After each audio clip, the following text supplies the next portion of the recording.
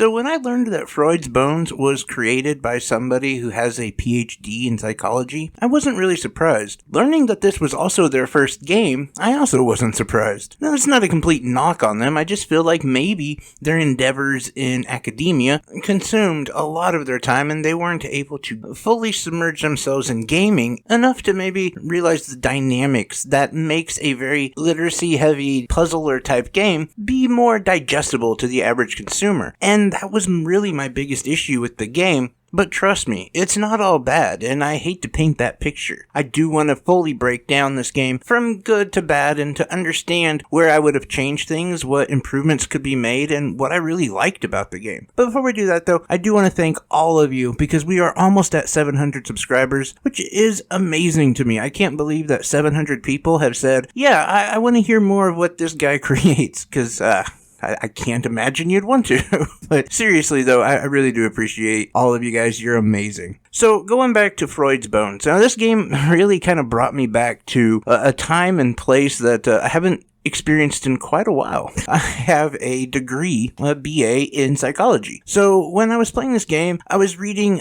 a lot of terminology that I recognized, theories, procedures, a lot of that stuff that really kind of made me realize, oh yeah, this comes from someone clinical. Somebody who wrote this game knows a lot about psychology, or at least a decent amount. I'm not even going to pretend like I know a lot, to be honest. But it was very scholastic, put it that way, and very clinical, which I think is a pretty cool idea. I even like the idea of taking over Sigmund Freud and helping his patients while helping him. This game comes at a time when his mental clarity isn't all there. He's going through some psychosis, and it all could be attuned to a cocaine addiction or an opium addiction that he had moved on from the cocaine, which they do try to sprinkle in there to give you a little something to maybe laugh at, and every now and then there's a little lightheartedness to the game, which I think it definitely needs. But the idea of interacting with certain patients and understanding their problems, diagnosing them from different aspects, whether it be from medications to understanding and helping them understand why they might feel the way they do or have the afflictions they're burdened with, all of which are, I think, very cool and very interactive, and it gives you more control over the game,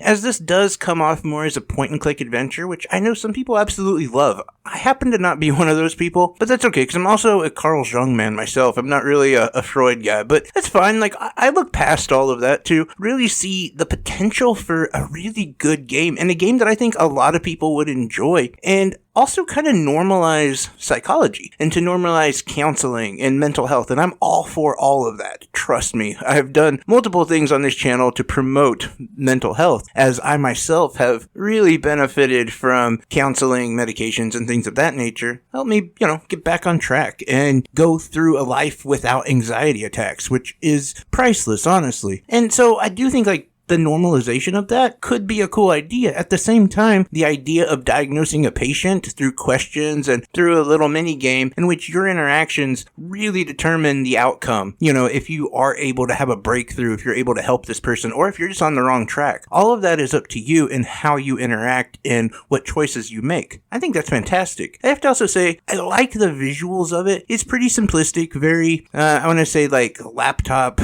computer type game, but a point and click, and it's not amazing. The environment pretty much stays the same, but it does take you on some different paths and some different environments that you didn't see, as well as having a bit of fantasticalism, isn't I don't even know if fantasticalism is a word, but it's in there, trust me. But no, my issues with this game really come down to just a couple simple things, honestly, and it hurts that these are the issues, but the first one being direction. And as you guys know, that's a huge one for me. I need to know where to go next, what to do next. Walking around with my head up my butt and trying to figure something out just drives me insane, especially when there are a multitude of options that you can pick that will help you move the story forward, but you just don't know which one it is, and they don't really give you much direction. I've had many a time in this game where I really just kind of walked around aimlessly, and I interacted with everything that I could, and maybe even the answer was given to me, but after just clicking on so many things, you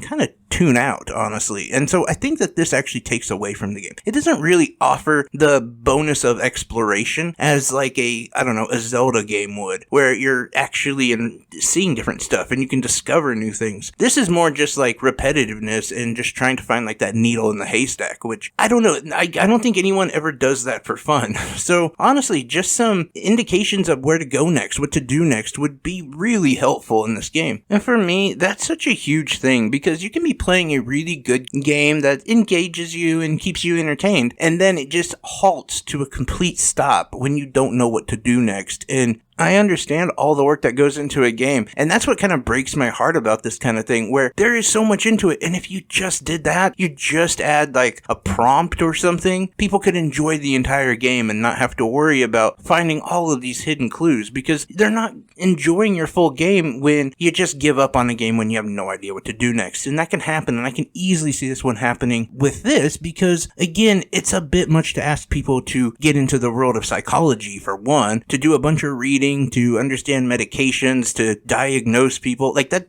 to the average person probably doesn't sound like a lot of fun, but it can be, and it can be interesting if you let it. And the game does not let that happen by making you wander around and make you question what's my next move, instead of just giving you a simple little prompt that would be easier on the user. That's my thoughts on Freud's Bones. I think it could be good. I think it could be a lot of fun, and coming in at around $15 is not a bad price tag for a game that really could normalize a lot of mental health care, as well as see the fun side of being like a psychologist or a counselor. You know, that kind of simulation aspect, as well as telling a story of Sigmund Freud and how he himself was, well, I don't think most people would call him sane. I don't know. That's just me. Again, I'm a young guy, so, you know. Anyway, I appreciate each and every one of you guys. Please let me know down below what games you guys are playing, what you think about this game. Are you thinking about picking it up? What's your thoughts on point-and-click adventure games and story-based games? Just thoughts. Anyway, I appreciate each and every one of you guys. Like always, I'm wishing you health, wealth, and above all, I hope you're truly happy, because you make me happy.